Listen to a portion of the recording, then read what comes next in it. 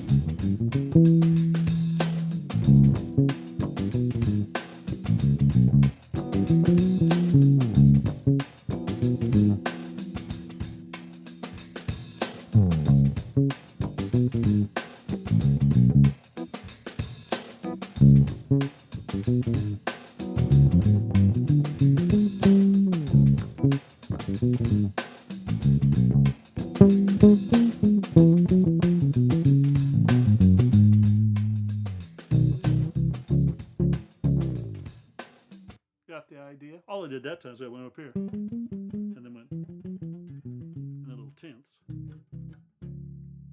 So let's work with those again. So yeah, from listening to that, obviously, as well as being a great educator, Jim is a killer bass player, and his groove is seriously good there. So you'll watch this lesson yourself, and he'll teach you all the stuff and break it down. Basically, in the lesson, he's playing a bunch of licks, and he's playing a really cool groove. So he does this. So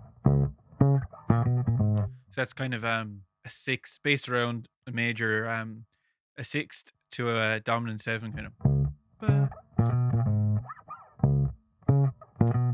So that's one thing he does. There's so much in this lesson. Like he's shown how to do a groove, how to put in your fills, how to leave space. Um, honestly, I was playing around with this all week, and I must have spent a month on it when I found it first, and I'm still getting stuff from it. So the other thing he does is this cool blues lick. That's just killer. He does this diminished lick, so it's like minor thirds in a diminished pattern,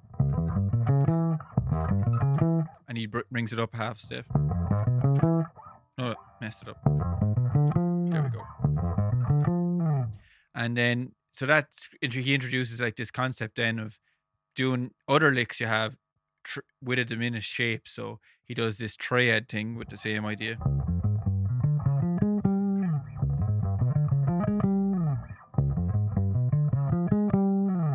And that's awesome. So yeah, here's a little piece of music I think I wrote and recorded around the week that I saw this video. It's called Splash Splash, and it's with a drummer from China called Ivan Wing, and hope you dig it.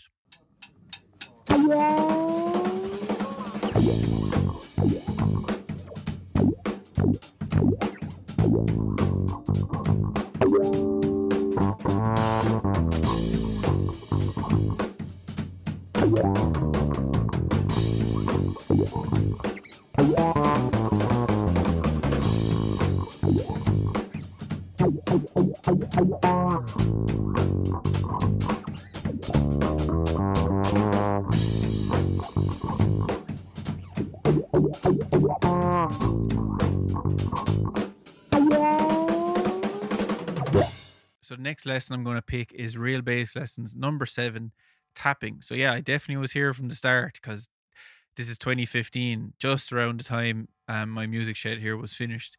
And if you're watching this on YouTube, you'll see when I perform the piece that the shed looks a lot different. There's very few, I don't know, there's any guitars hanging up, and yeah, it evolved a lot since then.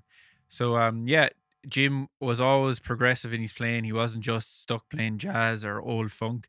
He was pushing forward with these tapping techniques, which sometimes can be a bit gimmicky.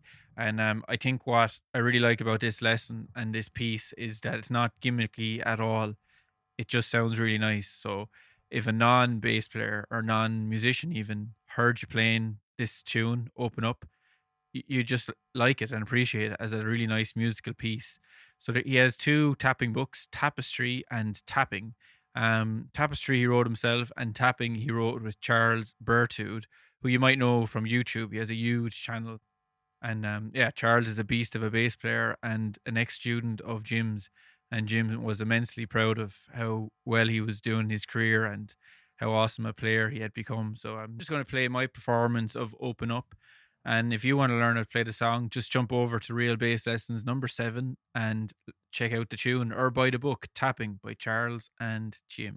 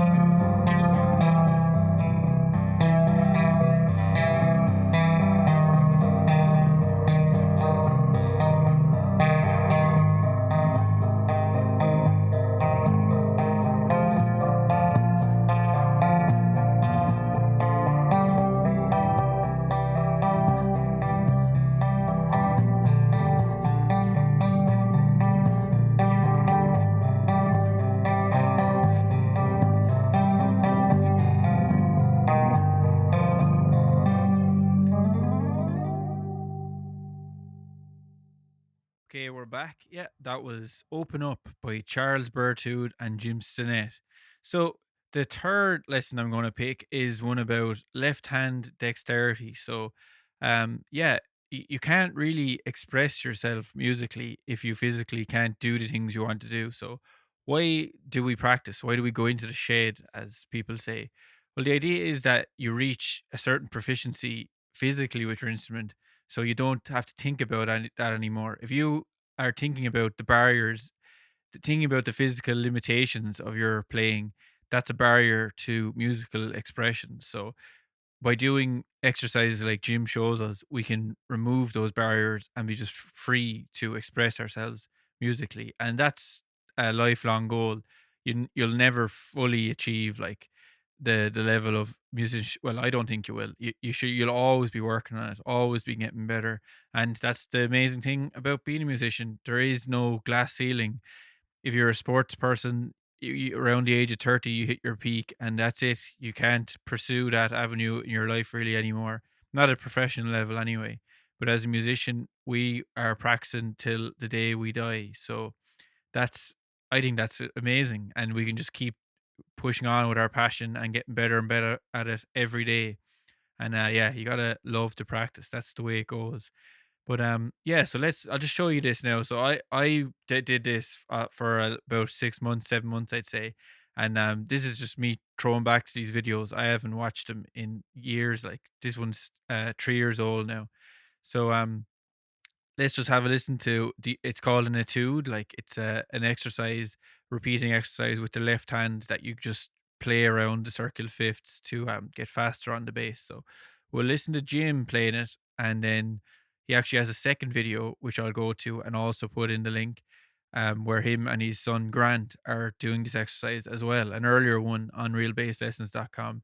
And then I might try and do it, but in fairness, I haven't done it in years, and it's a really hard etude to get down. So, well, let's just hear the master do it first. Here's a little etude I want to teach you, and then we're going to get it going a little faster. Listen to it.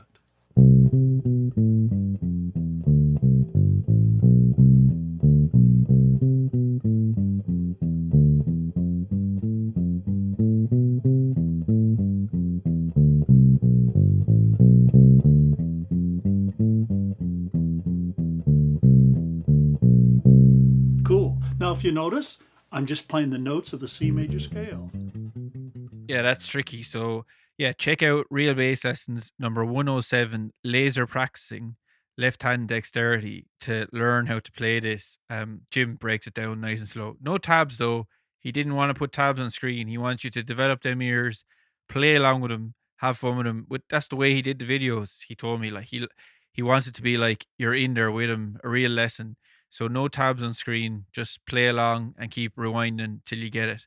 And I actually made a tab for it for myself when I learned it by ear, but I'm not giving it to you. Just go do it. Just watch Jim's lesson and learn how to do it. So in the older lesson, Real Bass Lessons 29, Technique Tuesday with Grant Stinnett, fluency exercise. Jim and his son Grant, who is an amazing musician also, play the exercise. But I think Grant at the end of it kind of explains why we do these exercises. Kind of what I was trying to say earlier, but a lot more eloquently. So let's just listen to Grant explain why we do these exercises. Outstanding. We can go a lot faster, of course. Well, let's just get that solid. Grant, would you like to say a little bit about technique? Sure. Technique is, it's the foundation of being able to play. So this Technique Tuesday thing that you're doing is so cool because, if you get this down, if you get the instrument under your hand, it's like being able to talk really well. If you don't have to think about the words anymore, then you can create beautiful phrases with the emotion that you're trying to get across. So yeah, it's really this is a great thing to free yourself. So yeah. I've actually had students say, man, why do I need to work on all the technique? I just want to groove and play good music. Well, working on technique is not going to keep you from playing good music and grooving. And the truth is the more physical control you have, as Grant just said, the more you'll be able to relax, sit back, use your ears, listen, and create beautiful music. Had you say it too? Sort of put the emotion into it or the beauty into it? Yeah, because if you're having to think all the time about where my fingers are or be limited by where your fingers can move easily, then you're not ever going to be able to focus on how does it feel. Yeah, agreed. Let's play it really, really fast, just for fun. See if we can. Here we go. 1, 2, 3, 4. That's too fast for me. How about this? 3 and 4 and.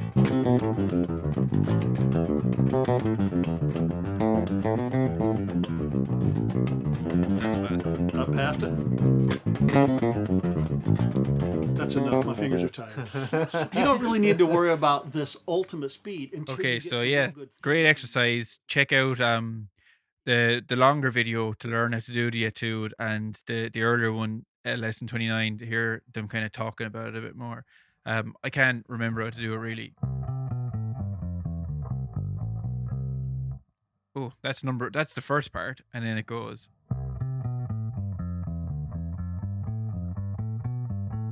Uh,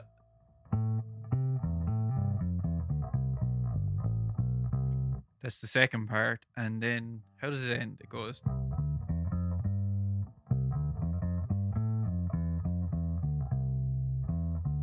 Do. Okay, so obviously I still have a lot to learn here with these lessons, and I need to go back and just get in the shade and learn how to do this. So I hope you enjoyed this kind of trip through the Real Bass Lessons YouTube channel. And like I said, I'm just doing this because I want to keep Jim's memory alive, get more people. Just because Jim isn't around doesn't mean we can't keep subscribing to the channel, make the channel bigger, keep buying the books. I'm sure they'll be available for many, many years to come. And there's a wealth of knowledge there. Probably more. Jim actually, he told me he recorded 4 video lessons a week, and he was writing books all the time, like a few, like, I don't know, 10, 20 books a year maybe sometimes. But um I didn't talk too much about Jim's musical past and his journey on the bass, because I covered everything in our chat. We spoke so fast, like the chat should have probably been 90 minutes, but we're both, or 2 hours, but we're both such quick talkers, and we kind of hit it off. We covered it all in 55 minutes. So go back and listen to that episode from 2 weeks ago. And yeah, thanks for tuning in. Thanks for listening to me ramble on. But like I said, I just wanted to pay tribute to a great man. So I'm going to leave you with this Real Bass Lessons number 55, Jim talking about practice, and I'm going to play a bit in under it. Please check out all the videos, and yeah, I'll see you soon. I hope you understand that there's no gain without pain. There's no learning how to play by magic. The majority of the greatest players in the world are simply the people who are disciplined enough to do the work. Now, sometimes if you're not careful, it seems like a Herculean task. Well, everything just starts out one bite at a time. And when it gets stacked up and stacked up and stacked up, people will start calling you a genius. They'll call you naturally gifted. And really, it's just that discipline to understand. If you have a goal, a dream, a desire to be a great musician, well, what are you waiting for? No, you can't do it today. But you can start a little bit and do it a little bit over and over and over and over. And that's what it takes. It seems like today the contemporary governing philosophy today is, hey, just kind of wait for the sun and the moon to line up and emote and get friendly and be nice and everything's cool and just jam and network. And folks, it's going to take some practice, I assure you. I just recently saw an advertisement where they advertised this clinic workshop thing, and the heading just blew me away. It was like, these things are so great, you're going to learn, they're going to make you a better player without you even practicing. Not. So if you really want to be a great player, get used to the idea of practicing. I also heard a very great musician once say, if you're going to learn to play well, you got to fall in love with practicing. And that's a really good way to put it. Fired up, get to practicing. What's that definition? You can do it.